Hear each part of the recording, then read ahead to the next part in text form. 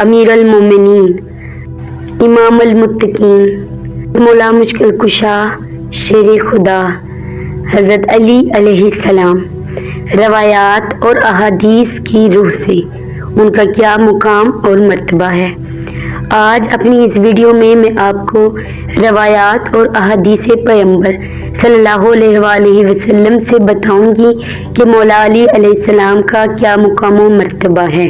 پیغمبر اکرم صلی اللہ علیہ وآلہ وسلم نے فرمایا، اگر تمام درخت قلم بن جائیں اور تمام سمندر سیاہی بن جائیں اور تمام جن حساب کرنے والے بن جائیں، تمام انسان لکھنے والے بن جائیں، تو یہ سب مل کر بھی علی ابن ابی طالب علیہ السلام کی فضائل شمار نہیں کر سکیں گے۔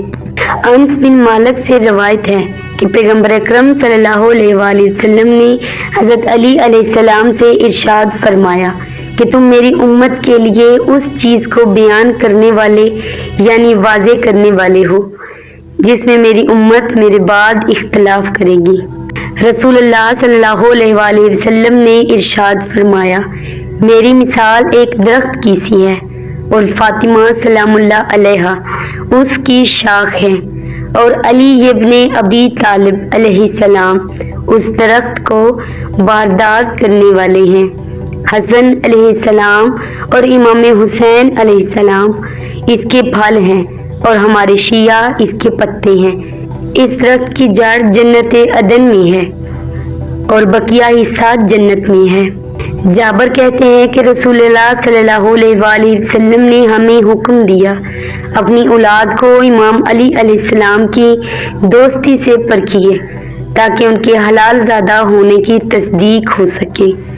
اے لوگو، اپنی اولاد کو حضرت علی علیہ السلام کی محبت سے آزماؤ۔ یا ایھا الناس امتحنوا اولادکم بحب علی علیہ السلام۔ اے لوگو، اپنی اولاد کی علی علیہ السلام کی محبت سے آزمائش کرو۔ انصار کہتے ہیں کہ حرام زادے افراد کو ہم علی علیہ السلام کے بغض سے پہچانتے تھے۔ رسول اللہ صلی اللہ علیہ وآلہ وسلم نے ارشاد فرمایا، اگر تمام لوگ محبت علی علیہ السلام پر اتفاق کرتے یعنی کوئی علی علیہ السلام کا مخالف نہ ہوتا تو خداوند تعالیٰ جہنم کو پیدا ہی نہ کرتا۔ جنگ بدر میں منادی دینے والے کی آواز آئی، شاہ مرداں شیر یزداں قوت پروردگار، لا فتح الا علی لا سیف الا ذوالفقار۔ کوئی جوان نہیں سوائے علی علیہ السلام کے اور کوئی تلوار نہیں سوائے ذوالفقار کے۔ جس وقت حضرت علی علیہ السلام جنگ بدر میں اپنی شجاعت اور بہادری بے نظیر سے دشمنوں کی صفوں کو چیر رہے تھے اور ان پر حملوں پر حملے کر رہے تھے، اس وقت آسمان سے ایک آواز آئی اور جس کو سب نے سنا، جو یہ تھی کہ لا فتح الا علی لا سیف الا ذوالفقار۔ اس اہم روایت کو بہت زیادہ علماء شیعہ اور سنی نے نقل کیا، البتہ بعض نے اس کو اس طرح نقل کیا، لا سیف الا ذوالفقار لا فتح الا علی۔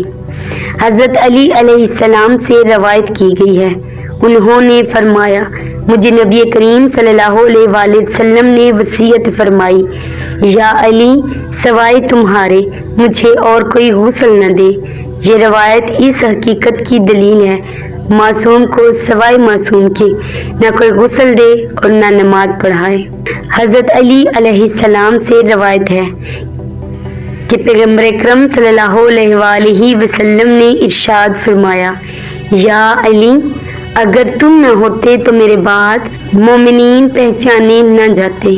ابن مسعود کہتے ہیں کہ رسول اللہ صلی اللہ علیہ وآلہ وسلم نے فرمایا، علی ابن ابی طالب علیہ السلام میرے لیے ایسے ہیں جیسے میرے بدن میں روح۔ جابر کہتے ہیں کہ پیغمبر اکرم صلی اللہ علیہ وآلہ وسلم نے ارشاد فرمایا کہ زمین و آسمان کی خلقت سے 1000 سال قبل جنت کے دروازے پر یہ لکھا ہوا تھا، اللہ کے سوا کوئی معبود نہیں، محمد اس کے رسول ہیں، جس کی تائید و حمایت میں نے علی سے کروائی ہے۔ ابن عباس کہتے ہیں کہ رسول خدا صلی اللہ علیہ وآلہ وسلم نے علی ابن ابی طالب سے فرمایا میرے بعد تم سب مومنوں کے ولی ہو۔ رسول اللہ صلی اللہ علیہ وسلم نے ارشاد فرمایا جو کوئی چاہتا ہے اللہ کی محکم اور نہ ٹوٹنے والی رسی کو تھامے رکھے، اسے چاہیے کہ علی علیہ السلام اور میرے اہل بیت کی محبت سے پیوستہ رہے۔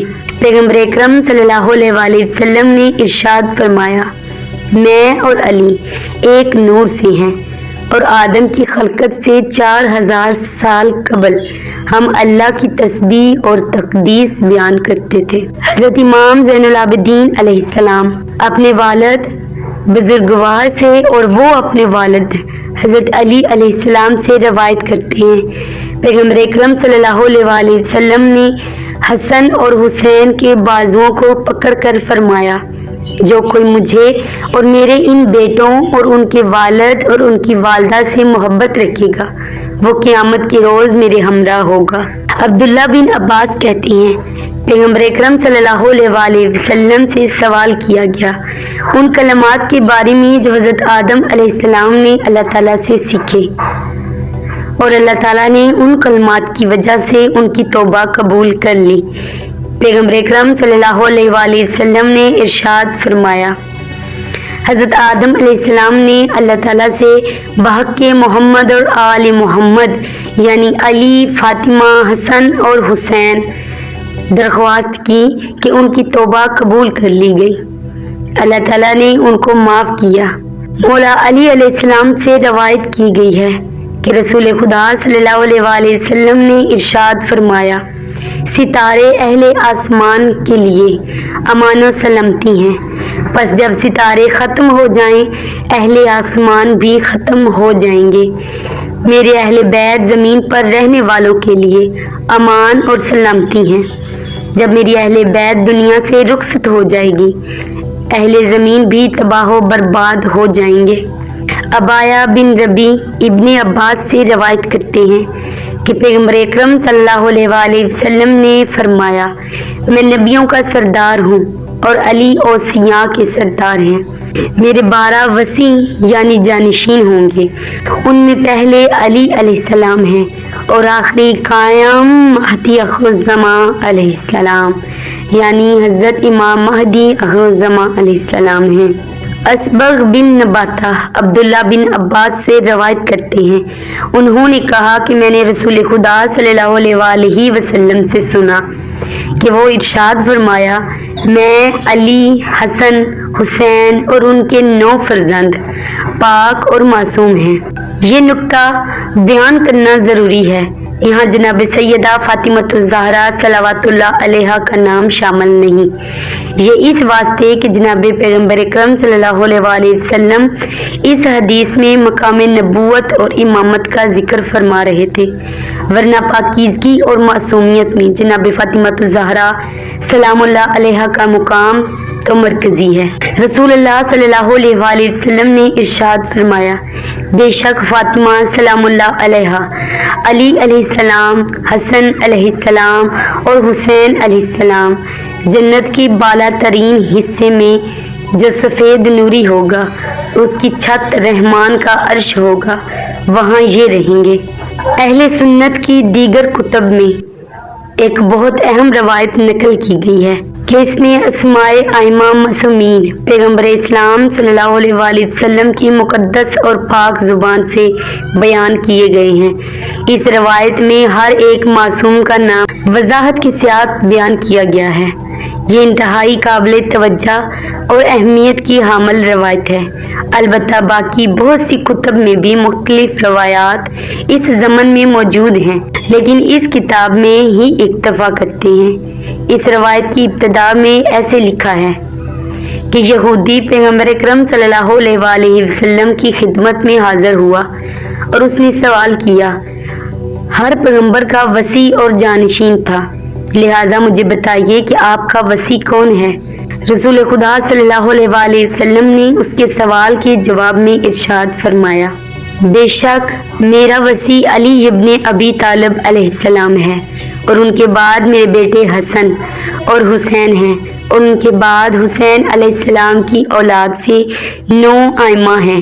یہودی نے عرض کیا، یا محمد، ان 9 ائمہ کی اسماء گرامی مجھے بتائیے۔ پیغمبر اکرم صلی اللہ علیہ وآلہ وسلم نے ارشاد فرمایا، جب حسین علیہ السلام کی امامت ختم ہو جائے گی تو ان کے بیٹے علی ابن الحسین، اور جب علی ابن الحسین کی امامت ختم ہو جائے گی اور جب محمد بن علی کی امامت ختم ہو جائے گی تو ان کے بیٹے جعفر، اور جب جعفر بن محمد کی امامت ختم ہو جائے گی تو ان کے بیٹے موسیٰ، اور جب موسیٰ بن جعفر کی امامت ختم ہو جائے گی تو ان کے بیٹے علی، اور جب علی بن موسیٰ کی امامت ختم ہو جائے گی تو ان کے بیٹے محمد، اور جب محمد بن علی کی امامت ختم ہو جائے گی تو ان کے بیٹے حسن، اور جب حسن بن علی کی امامت ختم ہو جائے گی تو ان کے بیٹے حجت القائم المہدی علیہ السلام کی امامت ہوگی۔